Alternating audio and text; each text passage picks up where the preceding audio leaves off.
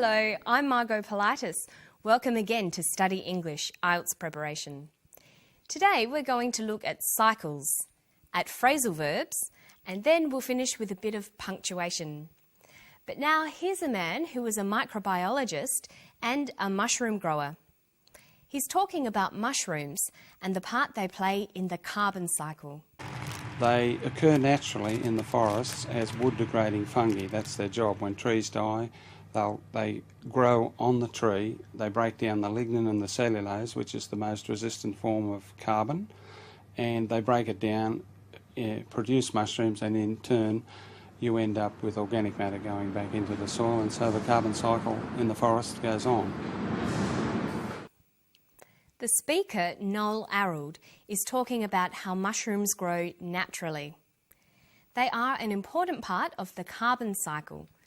But what is a cycle? A cycle is a process that is repeated over and over. It goes around and around. But how do we know this from listening to Noel? When trees die, they grow on the tree. They break down the lignin and the cellulose, which is the most resistant form of carbon, and they break it down, produce mushrooms, and in turn you end up with organic matter going back into the soil, and so the carbon cycle in the forest goes on. He says, and so the carbon cycle in the forest goes on. By saying the cycle goes on, he is telling us that this process happens again and again. At the end of the description, you need to signal that the process goes back to the beginning again. We can say the process goes on, the process begins again, the process repeats itself. In a cycle, there is no real end or beginning because the process just keeps going. When describing a cycle, we need to start somewhere, then describe in order each part of the cycle. There are many different ways of describing the stages of a cycle. We can use transition signals like when, once, then, or next. When speaking, you can also use pauses and intonation to describe a cycle. In written language, this becomes punctuation. Listen to Noel Arrold again describing the different parts of the cycle. When trees die, they grow on the tree. He says, when trees die, they grow on the tree. When trees die, comma, they grow on the tree. The first part of the cycle is that the trees die. The second part is that when the trees die, fungi grow on the trees. That's the next stage. When trees die, they grow on the tree. They break down the lignin and the cellulose, which is the most resistant form of carbon, and they break it down, produce mushrooms. Okay, he says that the fungi break down the lignin and the cellulose. They break down the tree. So the third stage is that the fungi break down the tree. Fourth, they produce mushrooms. When trees die, they grow on the tree. They break down the lignin and the cellulose, which is the most resistant form of carbon, and they break it down, produce mushrooms, and in turn you end up with organic matter going back into the soil. And so he says, in turn, organic matter goes back into the soil. In turn signals the next stage of the process.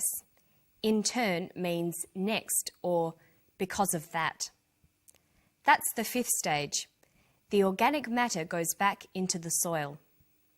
And then what happens? When trees die, they grow on the tree. They break down the lignin and the cellulose, which is the most resistant form of carbon, and they break it down, produce mushrooms, and in turn you end up with organic matter going back into the soil, and so the carbon cycle in the forest goes on. The carbon cycle in the forest goes on. The organic matter helps new trees to grow again, and then those trees die. We're back to the first stage again. This is the carbon cycle. Okay, now we're going to look at some phrasal verbs. Phrasal verbs consist of a verb followed by a preposition. This forms a new verb, sometimes related to the original verb, but sometimes not. Phrasal verbs are idiomatic. There's no pattern to the meanings they take, and they often have a number of different meanings.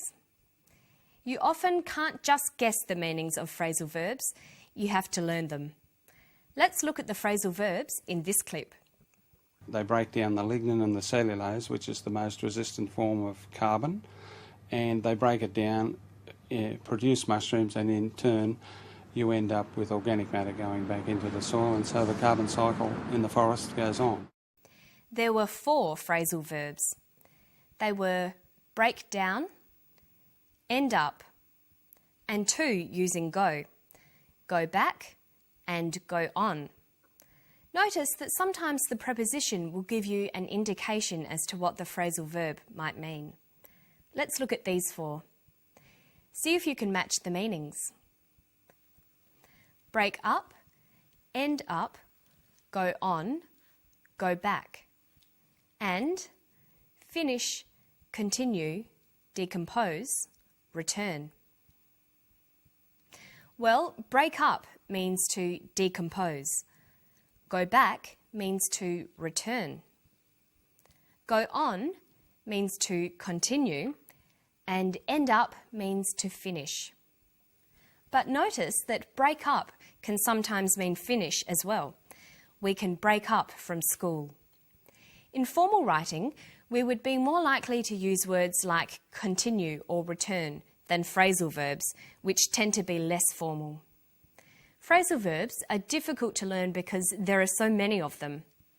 Look at go. We've already seen it with go back and go on, but there's many, many more. And remember, most of these have got more than one meaning. It takes a lot of time to get used to all the phrasal verbs and what they mean. You need to listen carefully to people speaking and the way they use phrasal verbs. Another important thing to do is to write them down in groups and buy a good phrasal verb dictionary. So pay attention to those phrasal verbs. Learning them in groups can be fun, and your spoken English will sound much more natural. Now we're going to look at some writing tips. For variety, it's important that you use a lot of different sentence types of different lengths. The difficult thing is finding the balance. You can join together short sentences using conjunctions, but what do you do with sentences that are too long? This sentence has many ideas, all joined together with and. How many ands are there in the sentence? They break down the lignin and the cellulose, which is the most resistant form of carbon, and they break it down, produce mushrooms, and in turn you end up with organic matter going back into the soil, and so the carbon cycle in the forest goes on. There are 4 ands. This sentence is too long and should be edited. The ideas can be broken down into smaller groups and shorter, clearer sentences. There are several ways of doing this. We can use punctuation, conjunctions, and connectors. So let's have a look. Here's the full sentence. We can start by using punctuation. Use a comma to separate clauses. Use full stops to separate complete ideas. And you can replace some of the ands with full stops. But remember, the new sentence must now start with a capital letter. Now we have a clear paragraph expressing a number of ideas with different kinds of sentences. And the carbon cycle goes on. But we can't go on. It's time to end this episode of Study English. But I'll see you next time. Bye-bye.